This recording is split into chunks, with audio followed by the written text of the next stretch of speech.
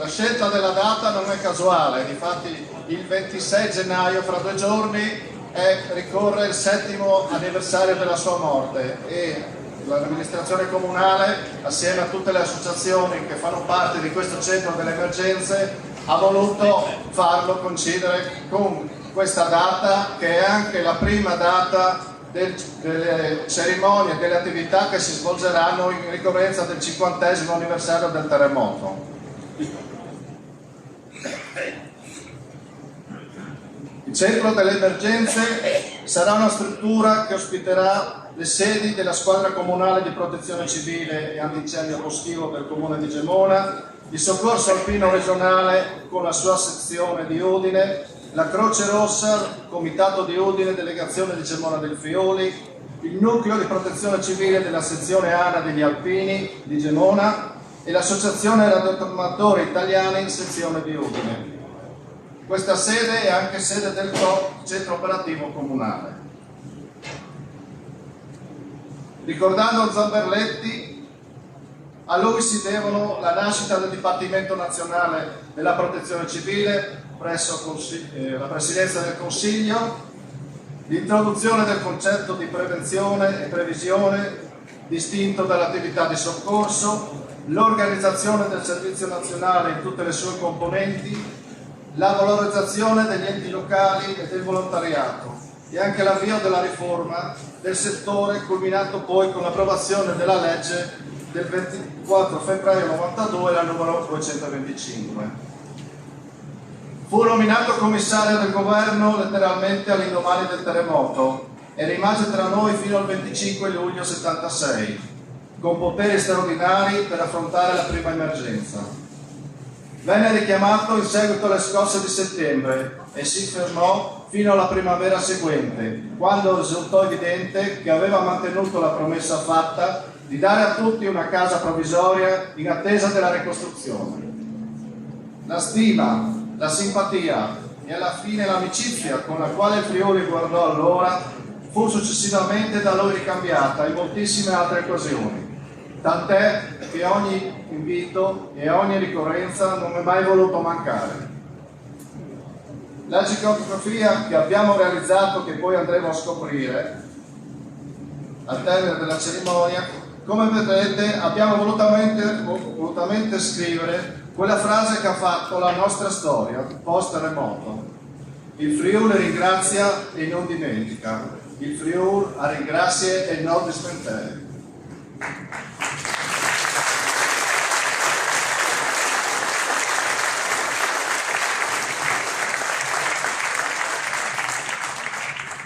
E l'onorevole certamente non sarà dimenticato, perché noi friulani abbiamo sicuramente dei difetti, ma manteniamo una buona memoria. Di lui certamente ricordiamo tutta la sua capacità di leggere nell'anima di noi friulani, per la sua cordialità, per la sua determinazione e concretezza che esprime l'etica della nostra gente, pragmatica e poco incline alla retorica e al quale l'intera comunità gli deve un doveroso atto di riconoscenza, soprattutto perché ha saputo restituire a nuova vita un Friuli lacerato dalla tragedia del 6 maggio. Credo che ogni comune, come molti infatti hanno fatto, lo hanno nominato cittadino onorario per il grande impegno e la fiducia che assieme ai nostri rappresentanti regionali e nazionali ha affidato al ruolo dei sindaci, quale autorità di protezione civile e figura chiave nella gestione delle emergenze. Per me, che ho avuto modo di conoscerlo e di incontrarlo più volte, e l'ultima proprio assieme al sindaco di Gemona e l'assessore regionale Zilli, dico che abbiamo perso, oltre a un uomo delle istituzioni, un vero amico.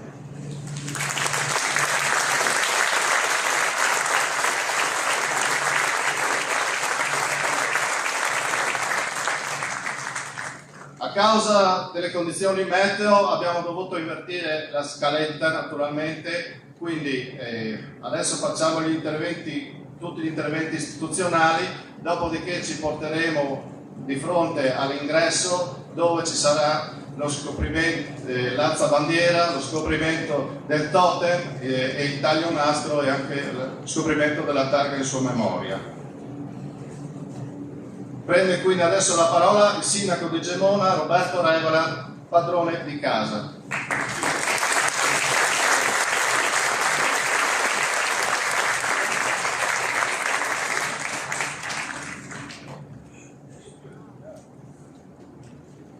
Un saluto ovviamente a tutti voi, benvenuti nella nostra città, un saluto alle autorità civili, militari, religiose, un grazie per la loro presenza agli assessori Riccardo Riccardi e l'assessore Barbara Zilli, un grazie a tutti quelli che sono intervenuti anche da fuori comune in segno di vicinanza alla nostra città, ma soprattutto all'onorevole Zamberletti. Un grazie per la loro presenza agli amici e colleghi sindaci e a tutti gli intervenuti. Inizio con ringraziare chi ha lavorato perché arrivassimo a questo giorno, a partire dall'assessore Canellutti che assieme al coordinatore Giuseppe Turchetti hanno coordinato tutte le attività, sono stati presenti per molti mesi quotidianamente in questa sede assieme a tantissimi volontari che ci hanno consentito di arrivare a questa giornata. Un grazie alle maestranze comunali, un grazie ai professionisti e a tutte le imprese che hanno lavorato e che in qualche modo anche negli ultimi giorni sono intervenuti. Senza il loro prezioso lavoro oggi questa inaugurazione non sarebbe possibile, così come un pensiero e un ringraziamento va a chi ci ha preceduti fino ad oggi. Un grazie all'assessore Riccardo Riccardi e a tutta l'amministrazione Fedriga, al direttore Ristrei con la sua struttura e i suoi collaboratori per il sostegno economico e la collaborazione sempre garantita. Ma il più grande grazie, permettetemelo oggi, va a chi oggi non c'è, le nostre famiglie, mogli e mariti, fidanzate, genitori, figli e parenti che con pazienza e a volte apprensione ci vedono uscire di casa e rientrare spesso molto tardi, togliendo loro a beneficio di altri il poco tempo libero disponibile per ciascuno di noi. A loro va il più grande applauso da parte mia e ovviamente da parte di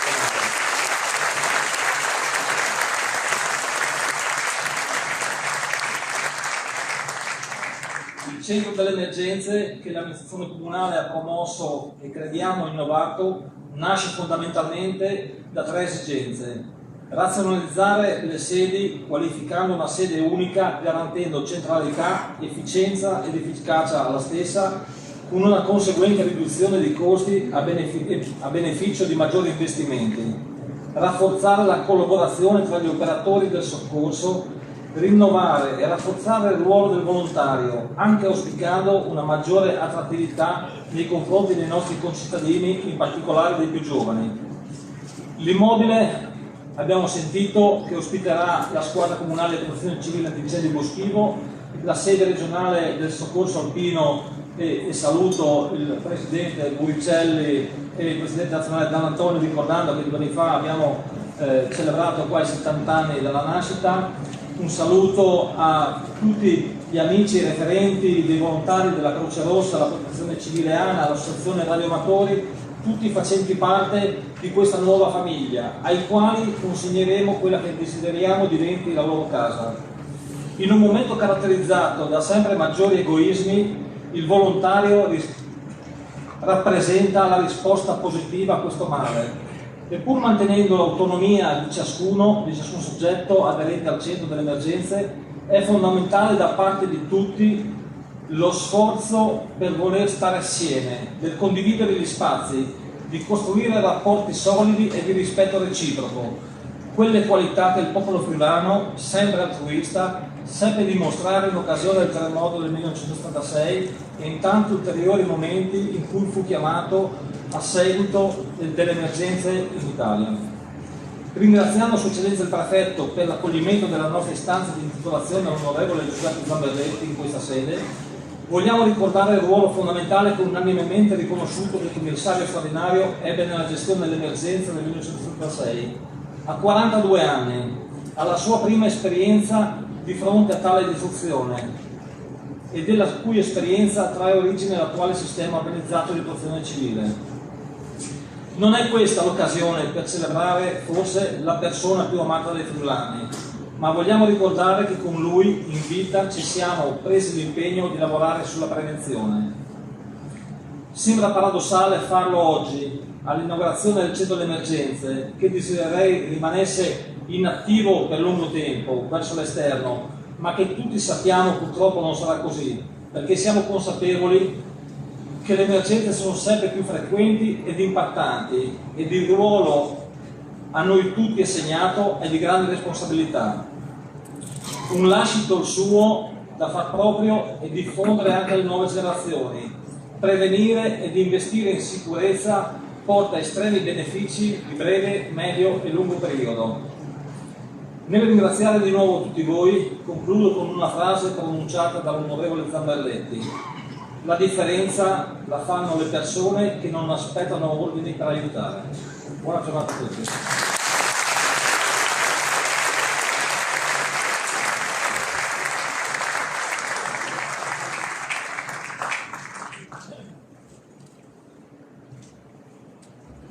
Prende la parola adesso il sindaco dei ragazzi Arnaldo in rappresentanza delle nuove generazioni.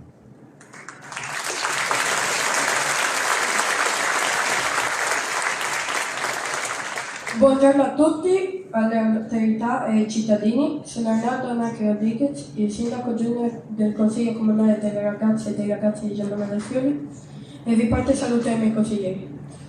Oggi siamo qui riuniti per l'inaugurazione del centro per emergenze, che riunirà tante associazioni che gestiscono appunto le difficoltà di vari tipi.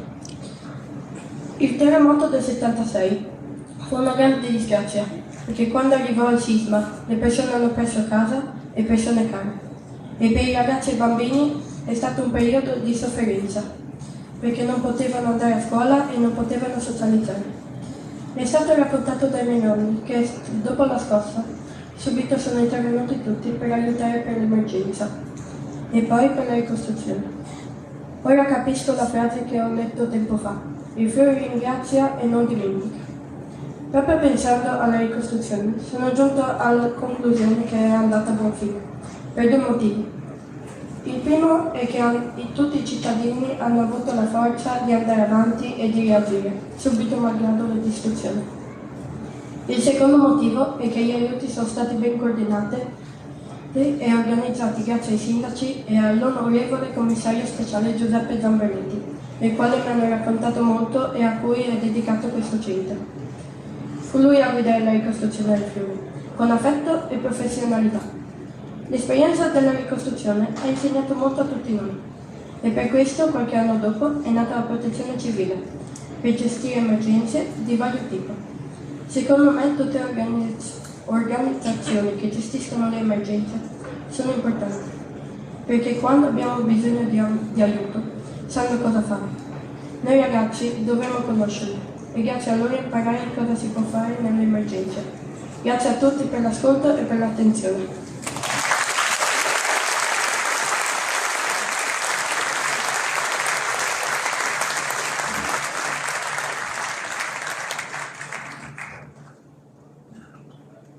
Allora, questa nuova sede per noi gemonesi, soprattutto per la squadra di protezione civile, è la quarta sede, perché nel corso di questi 50 anni, da quando è nata la squadra antincendio boschivo fondata nel 1984, compie 42 anni, nel corso dei passaggi è diventata poi protezione civile ed è, diciamo, questa evoluzione, passaggi di sede, siamo arrivati a questa. Quindi volevo però farvi conoscere chi all'epoca della fondazione è ancora iscritto a questo sodalizio, e sono Ivo Ceschia, Londer Olivio, che venite pure a fare vedere, indossano anche le divise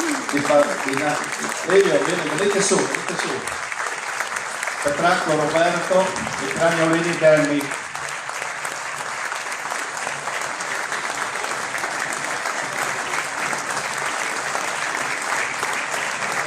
Ecco, loro sono i fondatori del gruppo di Gemona e indossano le divise in vari passaggi.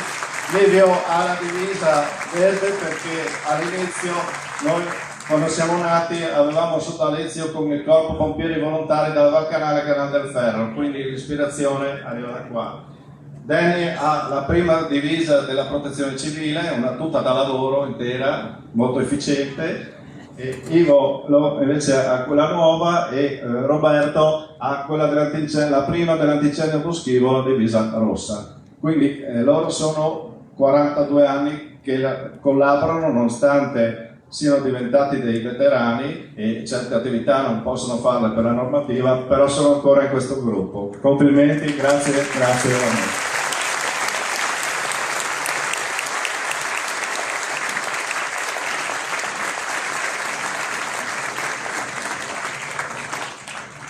Allora, per continuare sulla scaletta degli interventi, chiamo il presidente provinciale della Croce Rossa italiana del Comitato di Udine, la signora Cristina Cerutti.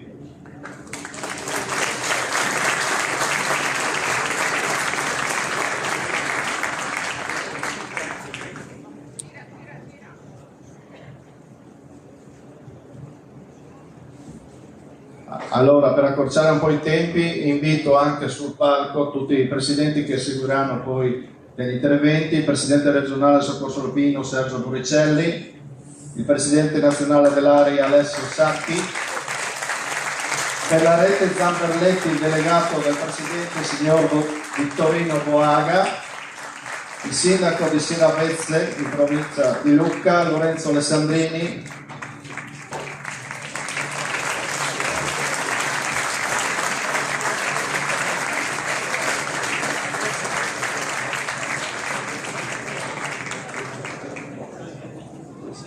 prego Presidente, poi.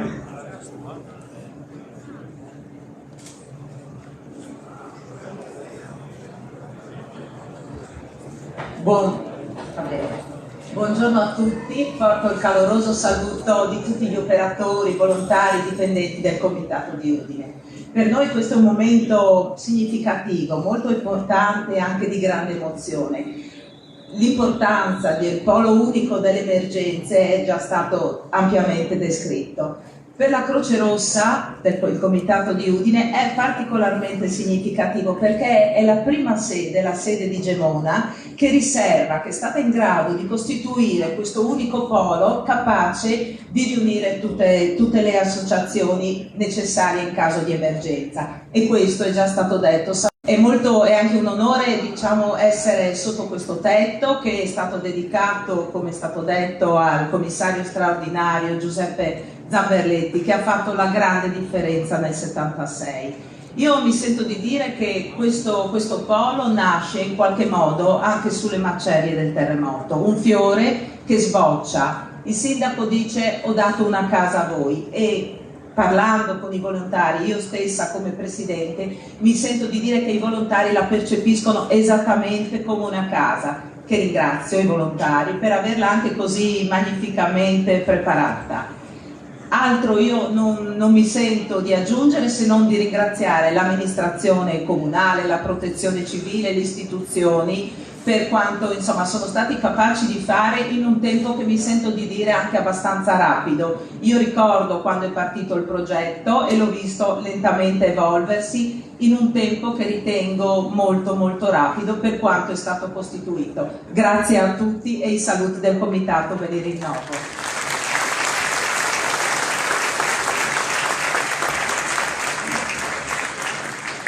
Prende la parola il presidente regionale del Soccorso Alpino Sergio Buricelli.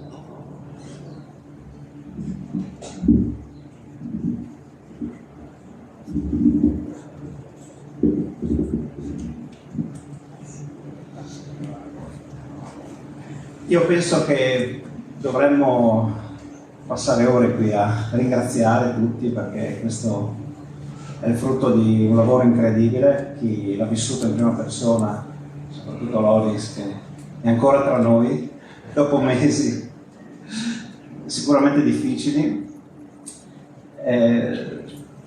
sa quanto sia importante quella solidarietà che di solito ci spinge a aiutare gli altri, ma che in questo caso ci è servita per aiutarci tra di noi. Ci ha permesso anche di superare momenti di difficoltà, a volte anche delle frizioni, come è normale che sia, Quindi io mi sento di ringraziare soprattutto le persone che in questo progetto ci hanno creduto, dall'amministrazione regionale, l'amico Roberto Everand, perché questo penso che sia anche il frutto di rapporti di amicizia che vanno ben al di là dei rapporti istituzionali, ed è quello che fa la differenza spesso anche nelle emergenze. Chi si occupa di emergenza sa che tante volte le procedure si dimenticano e ci si impegna a pensare agli obiettivi. E chiudo con una frase a me cara, che prendo in prestito da un Sergio ben più importante e illustre di me, che è il Presidente della Repubblica, Mattarella, che quando andammo in udienza al Quirinale alcuni anni fa ci disse: ma questa la voglio estendere a tutto il mondo del volontariato, siete il volto più bello dell'Italia. Ecco, penso che questo insomma sia un esempio al consulto di tutto quello che siete riusciti a fare in questa sede. Grazie veramente.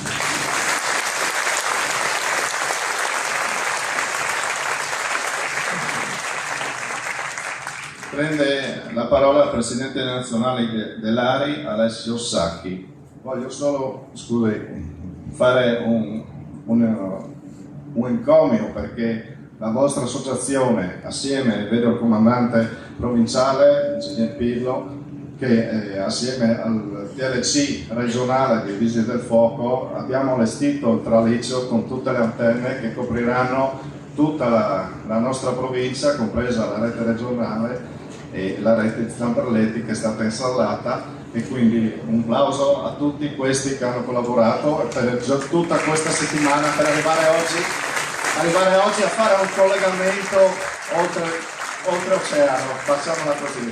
Prego Presidente. Grazie, vi porto ovviamente i saluti di tutta l'ARI, che è un'associazione, io dico grande, molto grande nel panorama, insomma, delle tipiche associazioni di volontariato, perché contiamo 12.000 persone praticamente in tutta Italia. Mi riaggancio perché il tema della comunicazione è un po' quello che ci spinge a tenere aperta un'associazione che è prossima ai 100 anni di storia. Nel 2027 celebreremo il nostro centenario. Comunicazione che, se ci pensiamo, è fondamentale in emergenza, ma anche un po' in tutti i giorni. Capirete dal mio accento che non sono del Friuli, io vengo dall'Emilia Romagna. Nelle nostre scuole si insegna a chiamare il 118 ai bambini, perché la prima cosa che succede è che non si riesce a comunicare qual è l'emergenza, qual è il problema. Oggi 112 mi correggo.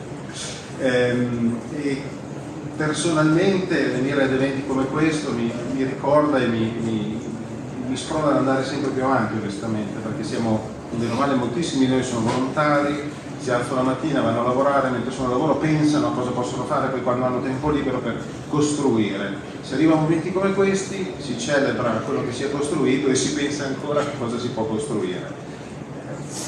Volevo dire due parole sull'onorevole Zamberletti. Per noi non è solo l'onorevole Zamberletti come fuori dal Friuli è conosciuto, per noi è anche un po' un papà, nel senso che l'esperienza che fece qui fece nascere una rete di comunicazione nazionale che coinvolse tutte le prefetture d'Italia, che tutt'oggi, grazie a Vittorino Boaga e a Giovanni Romeo e a tantissimi altri nostri soci, teniamo ancora in operatività. Proprio 2 anni fa l'abbiamo anche questa rete intitolata all'onorevole Zamberletti. Effettuiamo prove mensili di comunicazione tra tutte le prefetture d'Italia e proprio quest'anno a maggio faremo la 500ª prova. Quindi, per concludere, mi sembra proprio un filo conduttore bellissimo che ci ricorda che noi come radioamatori siamo a disposizione, mettiamo a disposizione le nostre competenze che costruiamo molto spesso fuori dalla protezione civile, ma che ovviamente vengono assolutamente rese disponibili e che anzi si aumentano qualora ce ne sia bisogno. Ma come si diceva prima, tutti i giorni nel cercare di organizzare, stare insieme e progettare il futuro. Grazie, complimenti.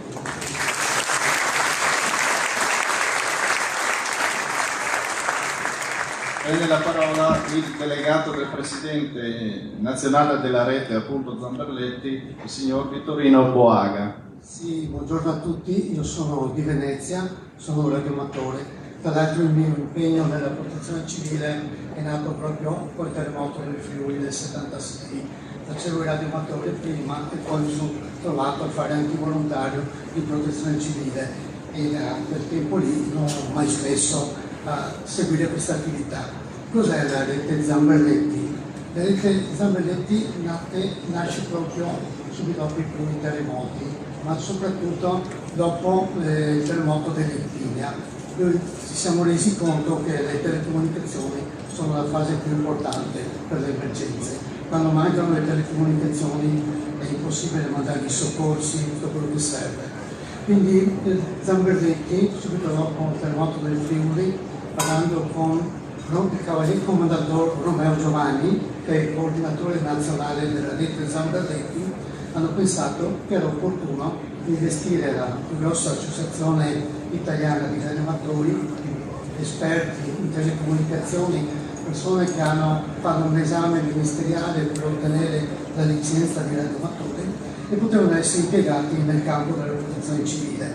Quindi nasce subito nel 1981, quindi il terremoto dell'Irpinia è stato nel 1980, nell'81 nasce la rete Zamberletti. Quindi per prima cosa vengono attivati tutti i commissariati di governo, le prefetture, e vengono fornite antenne, apparati radio e vengono effettuate le prime prove di collegamento.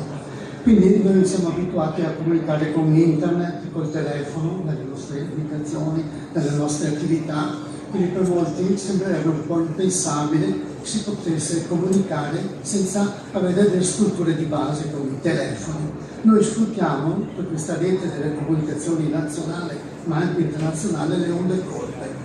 Cosa sono le onde corte? Sono delle onde che hanno una determinata lunghezza d'onda e vengono riflette dall'ionosfera a un'altezza diciamo di 100 km.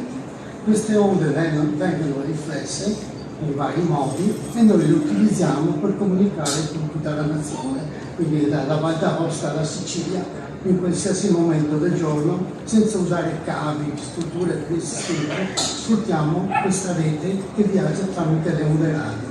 Quindi svincolate, quindi possiamo spostarci su un campo dove non c'è nulla, possiamo mandare delle mail anche se la rete internet non funziona con i nostri sistemi digitali, sfruttando questi sistemi, o collegarci anche con navi, con imbarcazioni o personaggi che si trovano in un deserto, ecco, noi riusciamo a fare questo tipo di comunicazione.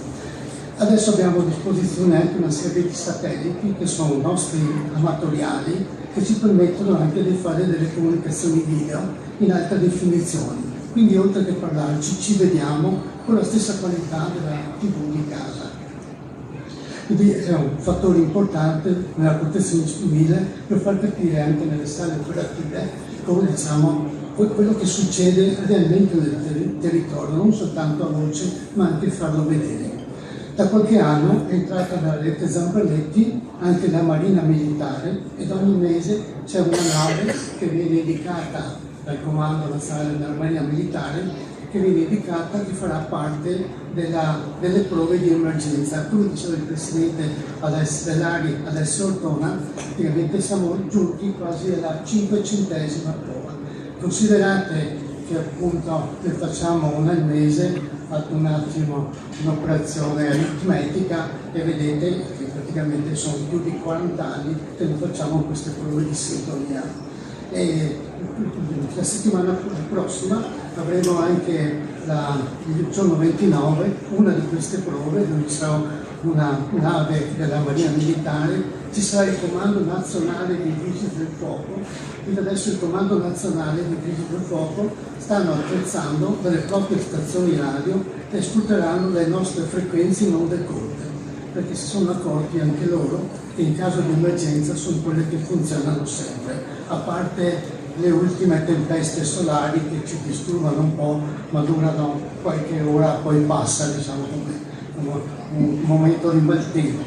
Ecco, che altro dire, io sono stato qui da voi 20 anni fa, nel 2006, proprio in occasione del trentennale del terremoto, adesso mi ritrovo qui, con la stessa giornata di pioggia, lo stesso tempo che c'erano 20 anni fa. Niente, ringrazio tutti i volontari, siamo tutti colleghi e vi abbraccio. Grazie. Come ricordava, quindi nella struttura che andrete poi a visitare si trova una vera sala operativa. Ci sono 4 postazioni radio dedicate per la squadra comunale, per la regione, per i radioamatori, e in più c'è la postazione dei vigili del fuoco, che quindi sono tutte entità che durante le calamità sono coinvolte. Prende ora la parola il sindaco di Siravezza, in provincia di Lucca, Lorenzo Alessandrini, già componente del Dipartimento Nazionale della Protezione Civile e stretto collaboratore e amico sicuramente dell'onorevole. Prego Lorenzo. Grazie Loris, buongiorno a tutti. Non sono qui in realtà il ruolo di sindaco e nemmeno di vecchio componente del Dipartimento di Roma, in realtà sono qui perché sono stato per 20 anni in effetti il più stretto collaboratore del Presidente, del Ministro, del Commissario Zamberletti. Zamberletti nasce a Varese nel 1933, ma in realtà nasce come uomo di protezione civile in Friuli e muore con il Friuli, perché ai funerali di Stato, svoltisi a Varese, la più bella presenza, più sfolgorante, più numerosa era quella del Friuli. Quindi il Friuli ha accompagnato la vita di Zamberletti, uomo di protezione civile e padre fondatore, per tutto il percorso che ha fatto. Lui amava tantissimo il Friuli, amava tantissimo il comune di Gemona, era amico personale di Ivano Benvenuti e quando poteva veniva, nonostante la tarda età, a un certo punto lo tenesse in difficoltà. E chi vi parla ha avuto dal destino un incarico di ereditare, raccogliere e riorganizzare il suo archivio privato. Ma anche lui, anche in punto di morte, mi diceva in qualche cassetto andare a cercare questo e quel documento. Quindi da qualche anno lo sto cercando di mettere a posto, e però non me l'ha affidato perché io lo tenessi gelosamente, me l'ha affidato perché lo potessi condividere e rendere utile, fruttuoso per qualcuno, per qualcosa. E vista anche la vostra presenza stamani, la cosa mi dimostra ulteriormente che se c'è qualcuno con cui devo condividere questo materiale, siete voi. E quindi io comincio a dire, ho il cappello di Zamberletti da alpino, l'ANA, io dovrò prendere contatto perché lo voglio donare all'ANA qui in Friuli. Ho il casco dei vigili del fuoco di Zamberletti, anche quello lo voglio donare al corpo qua in Friuli. Ho tutte le testimonianze scritte, le sue cartelle private, i suoi appunti, le sue riflessioni, la preparazione dei suoi interventi alla Camera, al Senato, dove si disegna un modello di protezione civile che era nato in Friuli. E la sua soddisfazione negli anni successivi era quella di aver inventato qualcosa che funzionava davvero, perché quel modellino di organizzazione che faticosamente costruì dopo qualche giorno di grande difficoltà, ne parlavamo ieri sera con Loris, poi è stato perpetuato, è stato anche migliorato, è stato cristallizzato in formule anche amministrative e giuridiche, ma quello che conta è che il modello di protezione civile che tutti oggi conosciamo e che fa sì che strutture come queste siano piene di gente come stamani è merito di quel periodo, di quella difficoltà, di quell'inquietudine, ma anche di quella grande fantasia che lui e tutti voi ci metteste. Quindi questo posso dire, nel ringraziarvi, nel complimentarmi col sindaco Relant per questa mattinata, per questa inaugurazione, nel ringraziare l'assessore Riccardi dell'invito di essere qui insieme a loro, vi auguro davvero ogni migliore fortuna. Grazie.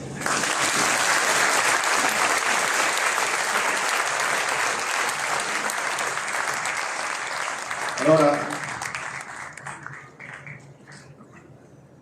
non potendo essere presente il Presidente della Regione Lombardia, il dottor Attilio Fontana, ci ha inviato un videomessaggio che adesso vi facciamo vedere e ascoltare.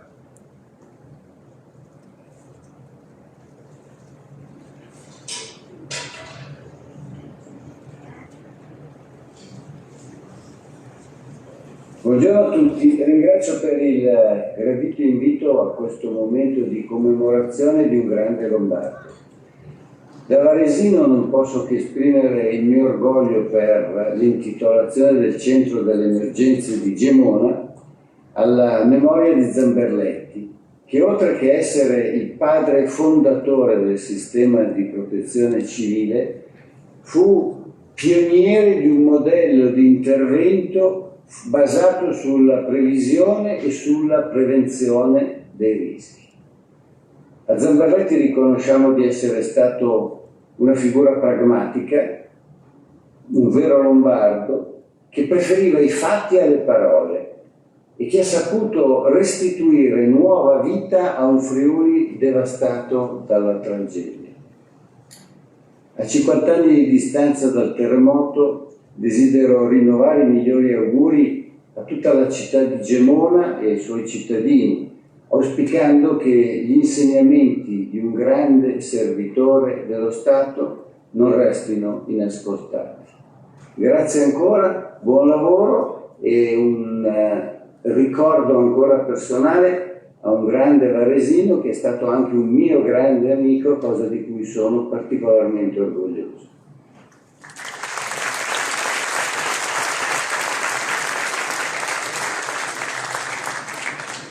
Adesso prende la parola l'assessore con delega alla finanza, avvocato Barbara Zilli.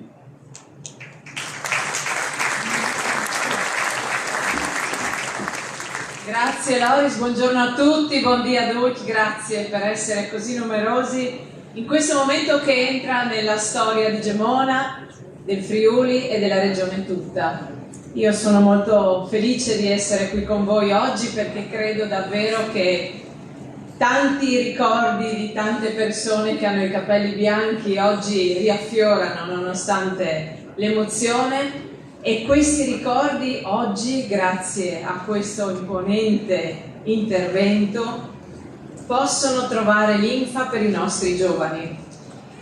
Io sono figlia della ricostruzione come tanti qui e devo dire che questa nostra gente di Gemona e friulana nel silenzio ha saputo sempre e solo portare avanti l'aiuto al prossimo e lavorare.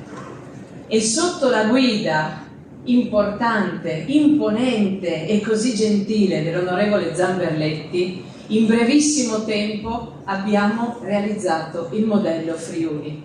Dico abbiamo, sapete perché? Perché pur essendo figli di questa ricostruzione ci sentiamo parte di questo miracolo. Parte perché nel silenzio dei nostri genitori, nel lutto di tanti che in questa terra hanno perso tutto, noi abbiamo trovato una testimonianza di orgoglio e un insieme di valori che abbiamo il compito di portare avanti. E quindi grazie a tutti coloro i quali oggi qui rivestono una divisa, grazie per il vostro incessante impegno, grazie per essere sempre portatori di aiuto. E grazie al sindaco di Gemona, Roberto Revelant, un amico che ha avuto la capacità di essere lungimirante nel momento in cui dovevamo avvicinarci a questo 50° dal terremoto del 76, perché le celebrazioni sono importanti, ma importante è guardare al futuro permettendo a tutti di lavorare insieme per fare in modo che si possano prevenire le tragedie, che si possa lavorare nell'emergenza in modo coordinato e che si possa quindi costruire un futuro senza le difficoltà di 50 anni fa, perché oggi abbiamo moltissimi strumenti a disposizione che ci permettono di affrontare in modo diverso le emergenze. E di questo dovete essere tutti orgogliosi. Io vi sono personalmente, e anche per il ruolo che riveste in Regione, grata, e sono grata a tutti coloro i quali, a partire da Loris, hanno lavorato incessantemente per permettere che quest'oggi ci fosse l'inaugurazione, perché l'avrete visto su via Eusoppo, passavamo a tutte le ore, c'era sempre qualcuno che lavorava in questi mesi, sabato e domeniche comprese, quindi a loro il più grande applauso e a tutti voi che animerete questa sede il più grande grazie per essere parte non solo della storia, come l'onorevole Zamberletti, di questa terra, ma soprattutto del nostro oggi e del nostro domani. Grazie di cuore.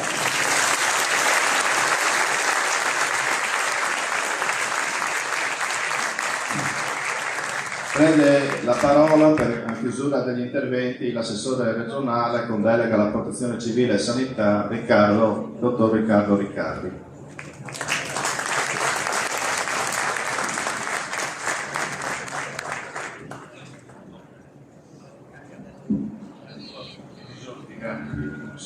Buona giornata a tutti, grazie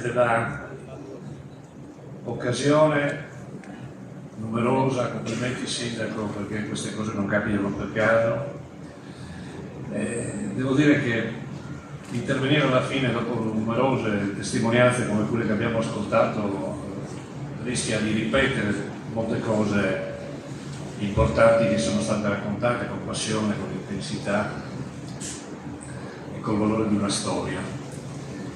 E allora io non cercherò di ripetermi, vediamo se riesco a dire qualche cosa di diverso rispetto alle tante cose che ho ascoltato e condivido, della quale vi siamo particolarmente grati, anche a nome del Presidente della Regione Massimiliano Fedriga, che vi prega qui insieme all'assessore Zilli di rappresentarlo, di rendervi questa gratitudine per questo lavoro importante. Quindi sicuramente grazie a tutti coloro che hanno consentito di raggiungere questo risultato, chi l'ha pensato, chi l'ha progettato, chi l'ha realizzato. E siccome oggi noi facciamo un atto importante, poi Lorenzo mi darà il voto, facciamo un atto importante perché sostanzialmente abbiamo quelle che sono le celebrazioni di un anno a 50 anni da quella che è stata la tragedia di questa terra, con il peso, l'intelligenza, speriamo, di poterla raccontare nei migliori modi, nelle proprie sfaccettature, nella profondità, e diciamoci con la verità, hanno trasformato in questa terra noi, tutti coloro che si sono susseguiti nell'esperienza di questo modello, alla fine che cosa hanno fatto? Hanno cercato di fare in modo che non fosse in ballo il sacrificio di 2000 morti, e io penso che ci siano riusciti. Non è una testimonianza che porto per noi, che sostanzialmente da una decina d'anni ci impegniamo in questo, ma coloro che l'hanno pensata questa ricostruzione, coloro che l'hanno animata, in coloro che hanno cercato di trasformare una terra in un momento storico particolare, una terra ricca, una terra al confine dell'Europa, una terra che vive di emigrazione. La racconteremo nel corso di quest'anno, uno sforzo importante, speriamo di riuscirci, ci abbiamo messo tutto l'impegno possibile. Però oggi io penso che il pensiero di tutti noi vada al protagonista di questa giornata, che è qui con noi e che è l'onorevole Giuseppe Zamberletti. Perché la scelta, Sindaco, di dedicargli questa struttura è una scelta che ha molte ragioni, è per quello che ho chiesto a Lorenzo di darmi il voto alla fine. Io penso che il nostro sforzo di oggi, che si unisce in questa prima settimana, perché vedete la vita ha alcuni passaggi non banali.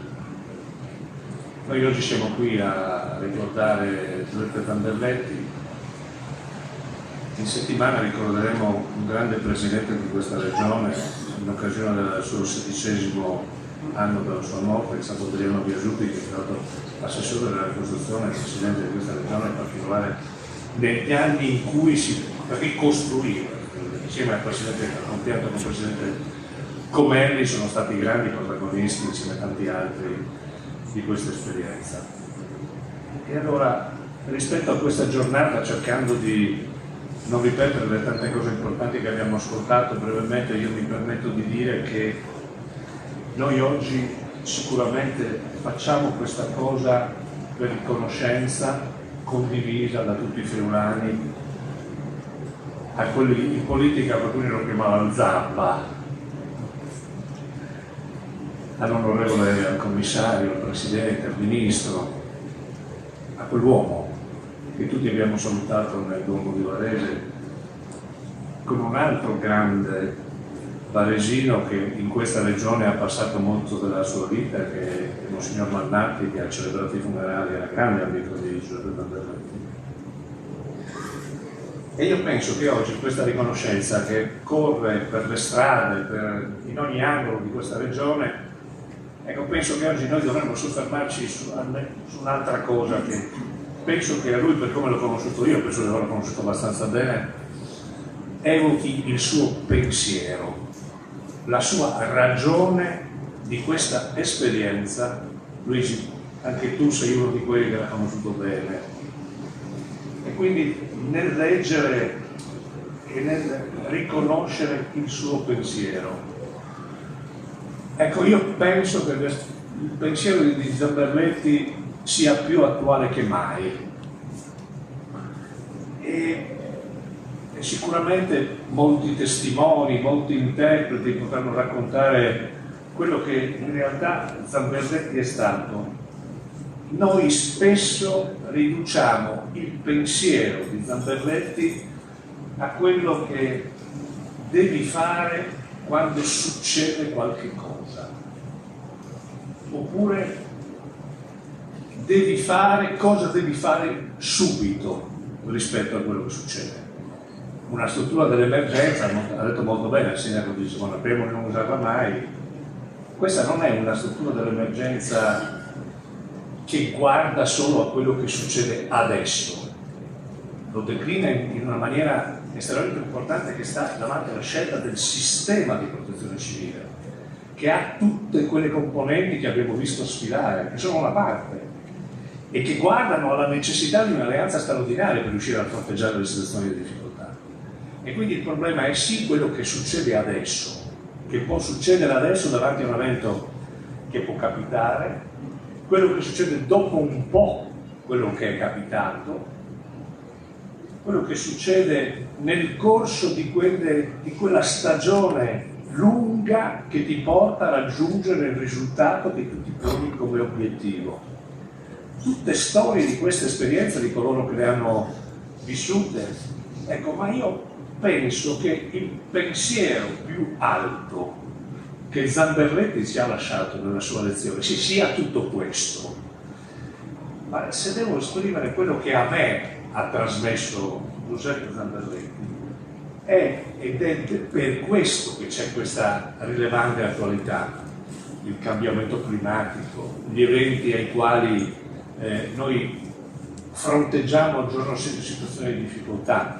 Fatemi ricordare anche qua la componente tecnica, qui c'è dei ingegneri, mi pare che ci sia anche Guglielmo Berlasso da qualche parte, ma vorrei ricordare anche Luciano Sulli, vorrei ricordare l'ingegner Belli, tutti coloro che sono stati a capo di questa grande organizzazione. Ecco, io penso che il valore più alto che Zamberletti nel suo pensiero cercava di trasmettere, ed è qui che voglio il voto, è che lui ci ha insegnato a pensare a quello che doveva succedere prima che queste cose accadessero. È stato il grande testimone dell'intuizione di quella che era l'attività di prevenzione. Questo era il martello che Zamberletti in ogni occasione raccontava, sicuramente raccogliendo il consenso per quella che era stata la gestione dell'emergenza, per le scelte che venivano fatte, per tutte le attività che svolgeva, però la sua testardaggine attorno al tema della prevenzione è la grande lezione che a mio parere noi dobbiamo valorizzare.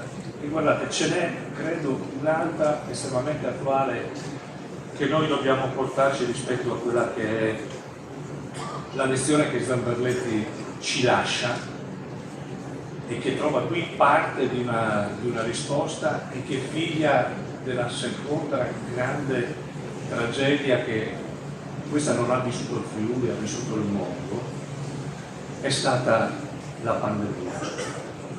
Vedo qui il professor Grimaz con il quale ci stiamo cimentando in questo, perché vedete, l'attività di noi siamo stati abituati a pensare che l'attività di prevenzione, grazie al pensiero di Giuseppe Zamberletti, dovesse essere costruita esclusivamente per le ragioni determinate agli eventi imprevedibili, figli delle condizioni e delle conseguenze meteorologiche.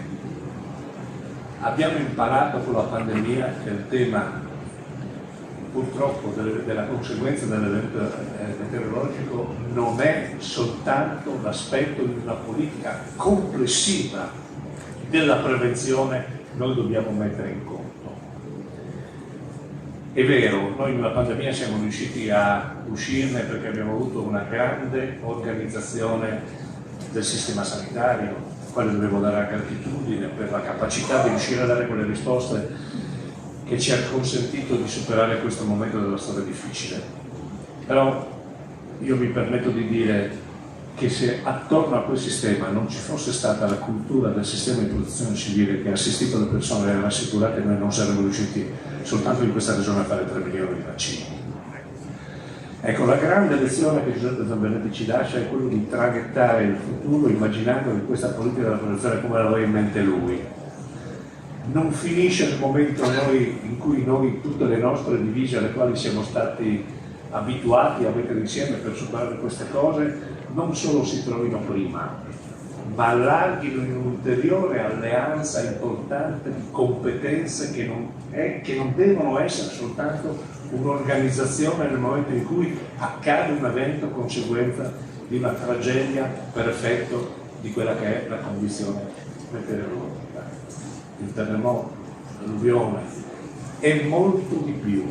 Io penso che questa sia la grande lezione che noi raccogliamo da lui, la considero attuale e dico che oggi lui ci continuerebbe a dire, prima di tutti noi, perché lo capiva prima di tutti noi, che questo cerchio va chiuso e va chiuso rispetto ad altre competenze che ci hanno insegnato, vedo qui il dottor Trilò, tanto per parlare chiaro, ha una capacità di risposta e di integrazione di modelli dai quali noi abbiamo imparato tanto e ci hanno consentito di essere una delle strutture, degli strumenti, delle organizzazioni che ancora in questo paese vengono guardate con un certo rispetto. Questo noi lo dobbiamo a lui e soprattutto abbiamo il grande compito, in cui veramente concludo e vi ringrazio, di fare in modo, perché l'ultima parola e l'ultimo pensiero lo voglio dare ai volontari, non poter raccontarlo meglio di come l'ha detto il nostro sindaco prima,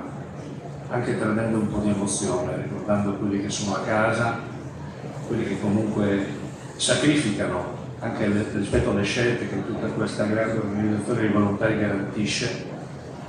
Abbiamo una grande responsabilità sulle spalle, oltre a quella che ho cercato di rappresentare sicuramente non all'altezza del pensiero di Giuseppe Zamberletti, quella di fare in modo che questa esperienza non finisca, di lavorare affinché le nuove generazioni entrino dentro come abbiamo avuto la sfortuna, la fortuna e il privilegio noi, ragazzini, e i giorni successivi al terremoto eravamo qua. Probabilmente se ci è entrata dentro questa storia, ci è entrata dentro perché l'abbiamo vista, abbiamo visto le fatiche, abbiamo visto i morti, abbiamo visto i pianti, ma abbiamo avuto anche il privilegio di vedere una terra e un popolo che non ha pianto, si è rialzato, ha ricostruito, come dice bene una delle cose più importanti che portiamo avanti da questa esperienza, ringrazia e non dimentica.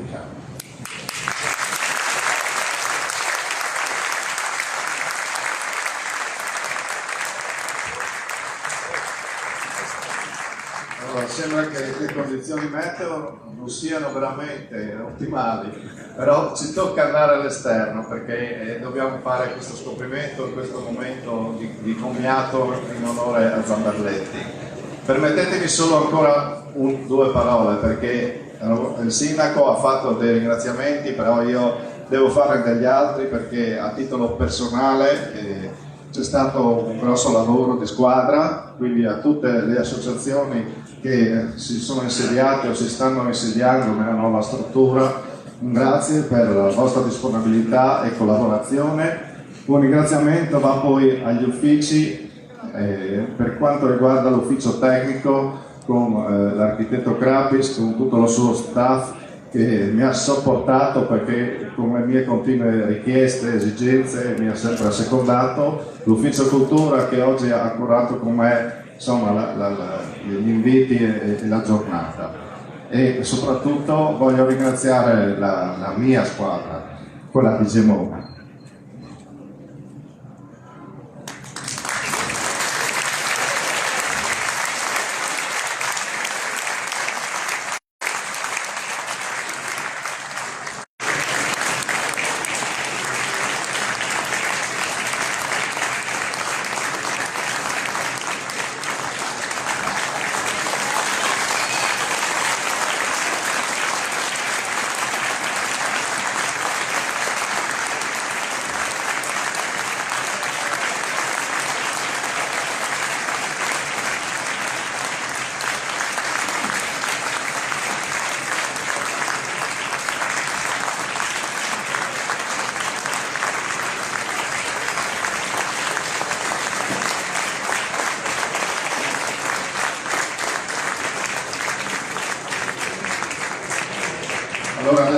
aspettiamo all'esterno, ci sono dei gazebi, qualcuno potrà ripararsi sotto questi gazebi, altri dovranno usare l'ombrello, dopodiché ci sarà la visita istituzionale dopo il taglio al nastro all'interno della struttura con solo le autorità, mentre tutto il volontariato ritornerà in questo tendone e faremo, diciamo, l'inizio del catering. Le visite per tutti i volontari seguiranno in una fase successiva con una programmazione cadenzata a gruppi, quindi dopo il rinfresco.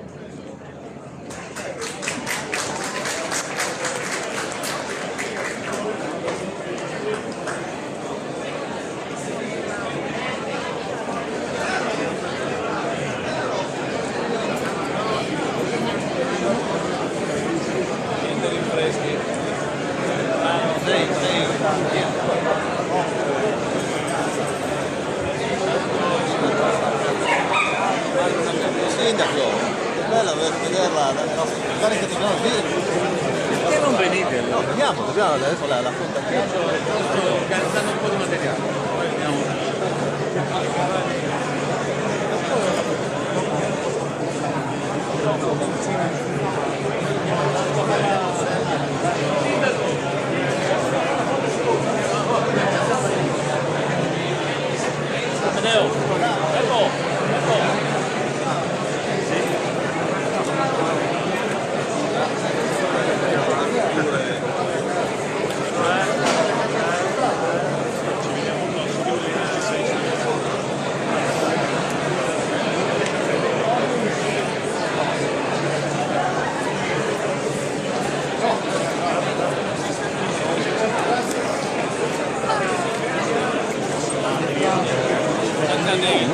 Anche il ministeri,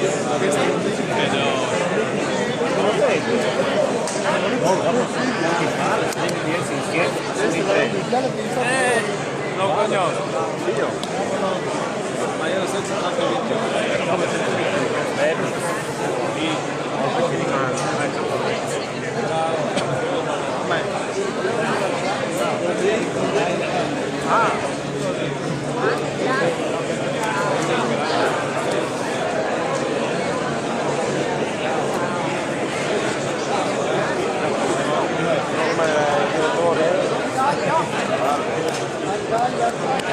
la pioggia.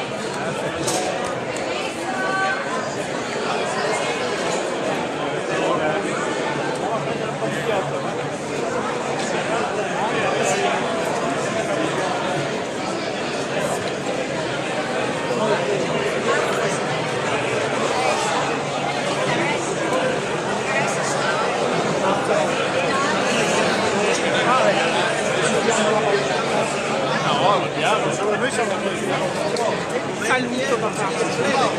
Allora, ma anche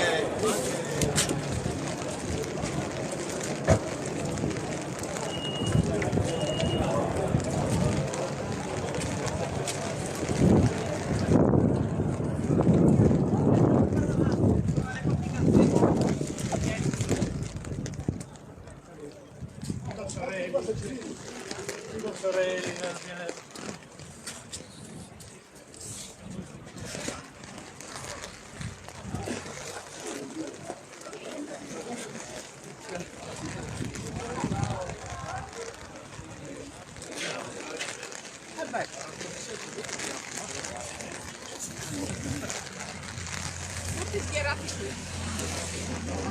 Ehi.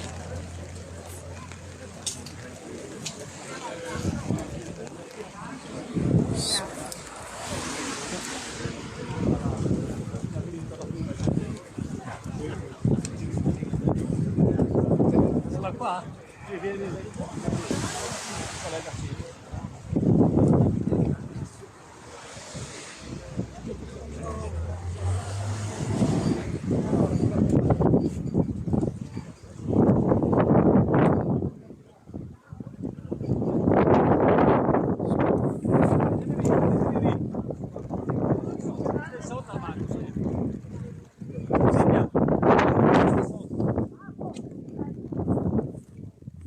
Barbara. Sì, arrivo.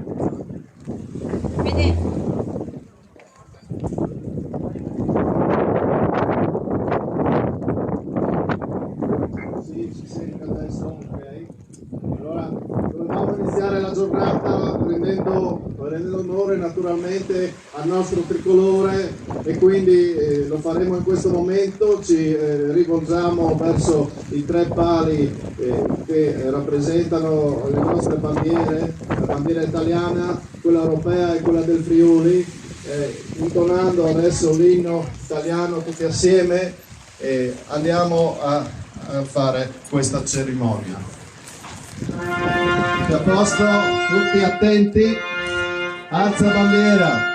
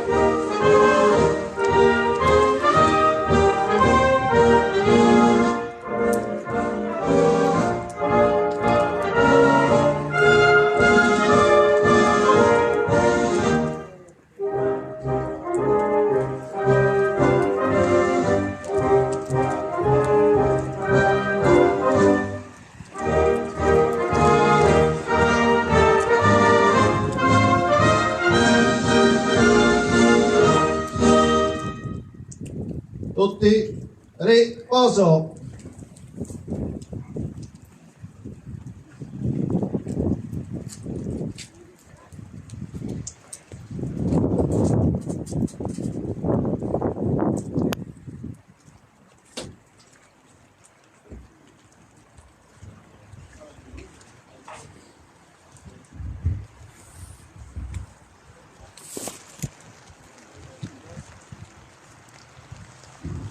Adesso faremo l'operazione di scoprimento del totem dato appunto a questa sede, centro delle emergenze, e all'onorevole Giuseppe Zamberletti.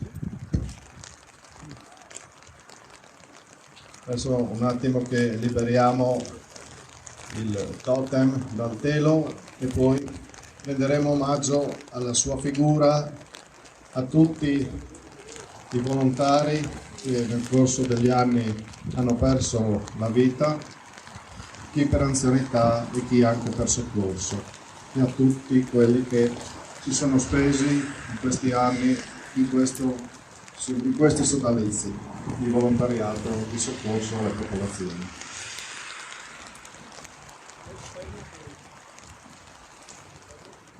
Sì, i rappresentanti quindi delle associazioni che devono schierarsi a fianco del totem.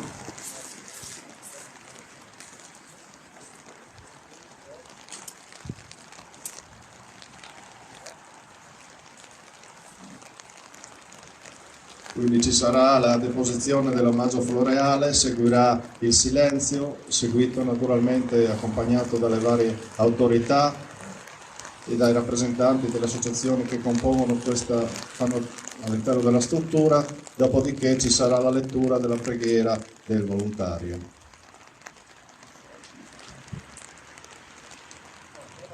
Tutti a posto? Tutti attenti? Onore ai caduti!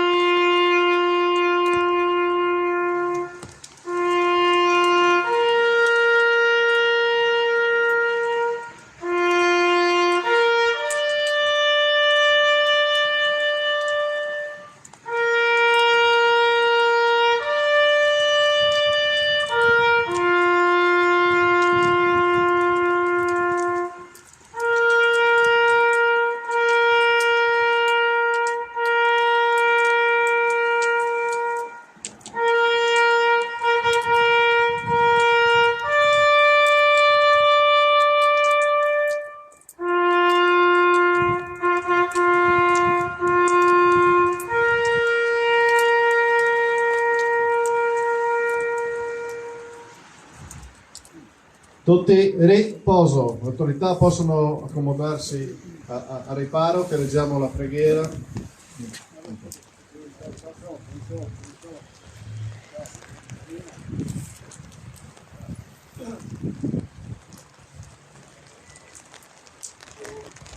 Qui abbiamo anche le due mascotte vestite di pugno con la divisa antincendio, vedete, facciamo un applauso anche a loro, che saranno quelli che terranno il nastro tricolore per il Tiger.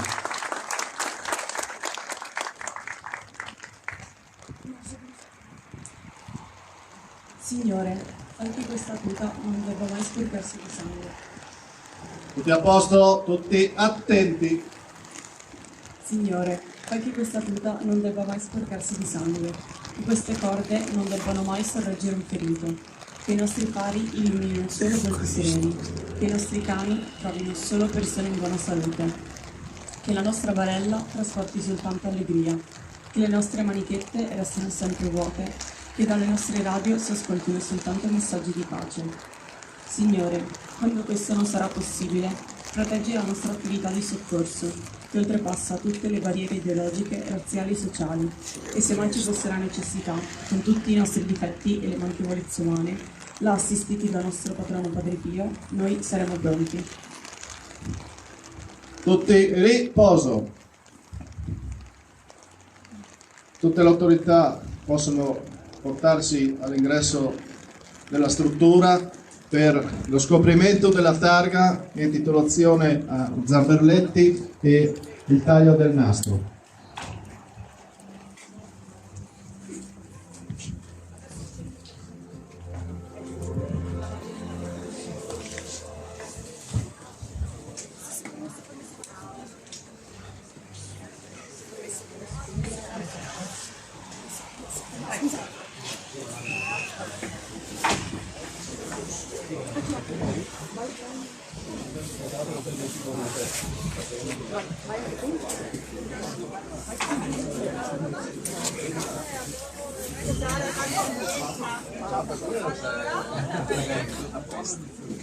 Aspetta, permesso?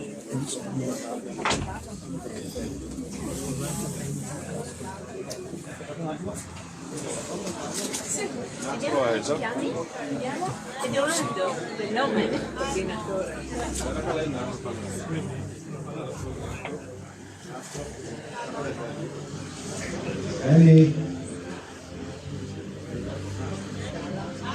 Momento principale.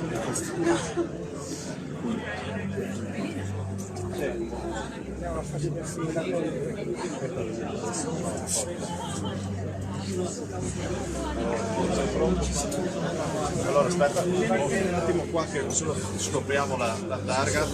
Allora, Roberto Spalcù, due insomma Alvaro o Riccardo, insomma se riusciamo.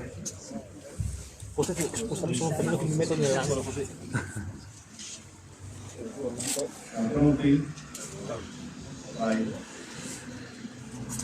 Non so. Stato bene. Ecco. La città di Gemona del Friuli, in occasione del 50° anniversario del terremoto, dedica al centro delle emergenze all'onorevole Giuseppe Zamberletti, Varese, 17 dicembre 1933, gennaio 2019.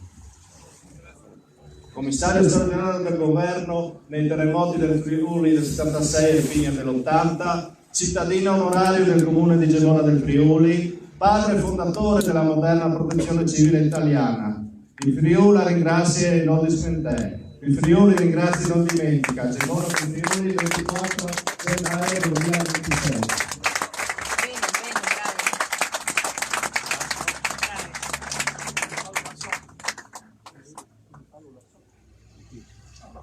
Chi ormai non Dopo voglio vicino a me Donato che chiuderà e padre Luigi che chiuderanno questa mattinata dopo il taglio del nastro.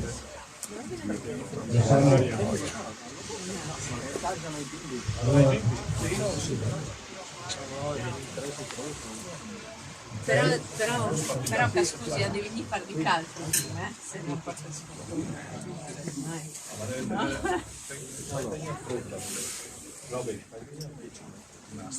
Io lo so, forse ti sindaco, però guarda il tricolore. Dai, tieni duro una mano qui, una mano lì e una mano qua. È tutta. No, sai. Taglio io? Pronti? Vai! Un applauso! Bravi!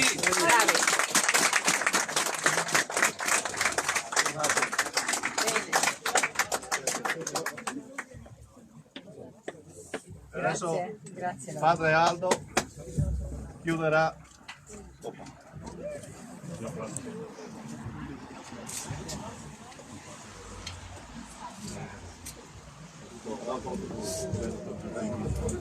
Sì.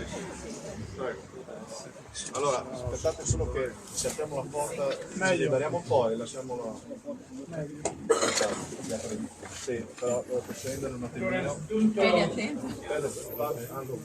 Che guardo giù. Scusate.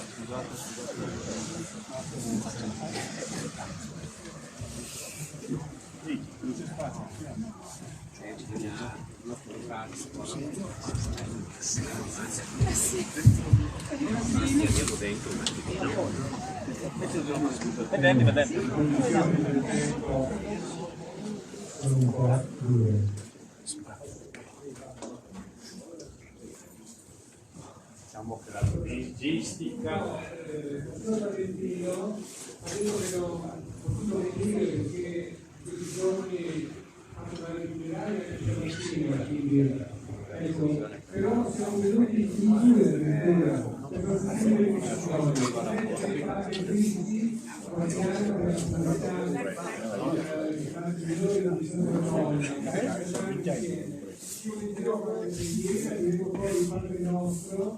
preghiera più bella, quella che Gesù ha insegnato, e poi la benedizione. Preghiamo per l'Italia, perché fedele alla sua tradizione cristiana, con l'aiuto di San Francesco d'Assisi e Santa Caterina da Siena, custodisca i valori che fondano sua millenaria civiltà e consacra effettivamente all'edificazione di una vera casa comune della nostra Europa. Preghiamo, ascoltaci, o Signore, per la nostra terra, perché nello sviluppo scientifico e tecnologico non vada perduto il bene di una stabile armonia tra i cittadini della stessa patria, tra gli uomini e l'ambiente naturale, tra le creature e Dio creatore e Padre. Preghiamo per il Presidente della Repubblica Sergio Mattarella, perché illuminato dalla sapienza che viene dall'alto e sorretto dalla concordia di tutto il corpo sociale, possa adempiere il suo compito di custode dei diritti e delle libertà comuni. Preghiamo per coloro che hanno pubbliche responsabilità, legislatori, governanti, amministratori, tutori della libertà e dell'incolumità dei cittadini, perché sempre attenti ai bisogni dei più deboli e indifesi, promuovano con onestà e saggezza ciò che giova alla crescita di tutto il popolo. Preghiamo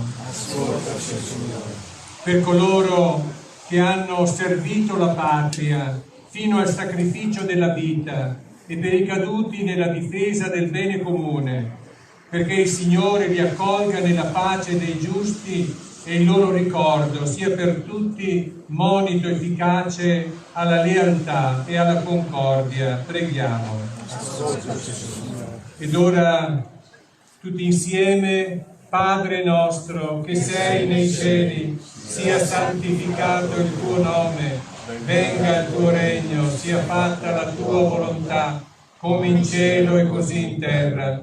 Dacci oggi il nostro pane quotidiano e rimetti a noi i nostri debiti, come anche noi li rimettiamo ai nostri debitori, e non abbandonarci alla tentazione, ma liberaci dal male. Amen. Ora un pensiero ce lo rivolge Padre Luigi su San Francesco, che è il centenario. Ecco, prego.